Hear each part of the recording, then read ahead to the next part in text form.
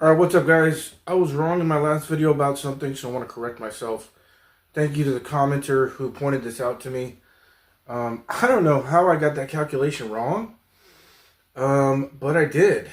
So what I said is that from Feast of Trumpets this year, 9/23, September 23rd, if you went 1,260 days, you come to Purim in 2029. But that is not the case. Apparently, I checked.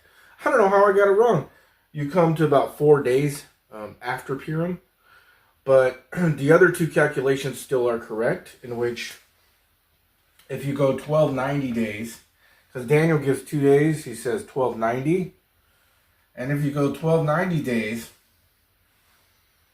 from 9/23/2025, you do come to Passover in 2029. And then from there, or you start from 9/23 again, and instead of going 1290, you go 1335 like Daniel said, which is 45 days more, and you do come to Shavuot. So those two calculations are still correct. The 1260 though doesn't take you to Purim in 2029. I thought it did. I that was an old revelation. Apparently that part of it was wrong. But still, this is still very amazing that from Feast of Trumpets 2025, 9/23, you go 1290 days like Daniel says, and it takes you to Passover 2029. And then if you go 1,335 days from Feast of Trumpets this year, it takes you to Shavuot. And if you want to know more about these feast days and what they're about, you can go ahead and look that up yourself. But these calculations are correct. The 1260 days from Feast of Trumpets this year doesn't land on Purim. I don't know how I did that, but I appreciate you to the commenter who pointed that out. Again, I have no problem with correcting something if I'm wrong. But ridiculous comments, if your comments are ridiculous and downgrading, then I'm going to block you. If they're just if I don't agree with them, then I'll either warn you, or because I don't want false things taught on my page, or I will just not like it. So just a warning. All right, guys, we're going back to Isaiah. And Isaiah is not the only book that is showing us this formula for prophecy. And the formula is coinciding with the years that we are in and going to be in, and the chapters. So for instance, Isaiah 45 is showing us 2025. 45 is 20 plus 25. Isaiah 46 is showing us 2026, 20 plus 26. And then we're gonna go to Isaiah 49, which is showing us 2029, 20 plus 29. It's unbelievable. It's beautiful how God did this. And this is Revelation, guys. All right, this is Revelation. Isaiah 45, verse 1. Thus saith the Lord to his anointed, to Cyrus. The first thing that the chapter mentions is Cyrus, and who is being likened to Cyrus today? Well, who was elected the 47th president? Trump is on the temple shekel, the Jewish coin, with Cyrus.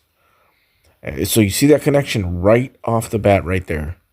Isaiah 45 is a Bible chapter that prophesies about God's sovereignty, the deliverance of Israel, and the coming of the Messiah. This is the year that it begins. The rapture happens, and Israel goes into the wilderness for 42 months. The woman, the deliverance. And this is the beginning of the coming of the Messiah, 42 months. So Isaiah 45 is a picture of 2025, 20 plus 25. And a mystery. It's revelation. It's prophecy. Isaiah 46 is a Bible chapter that prophesies the fall of Babylon and the deliverance of the Jews. Again, the Jews being delivered through these 42 months. Isaiah 46 is 20 plus 26 for 2026. And the Jews told Jesus it took us 46 years to build this temple. And he said, tear this temple down and I'll build it up in 3 days. And that 3 days is symbolic of 3 years. You see all these connections? And it's about the fall of Babylon. 46 for 2026. I've been saying this forever. 2026 is the fall of Babylon, guys. 2025 is the wedding. And you see that in Psalms 45.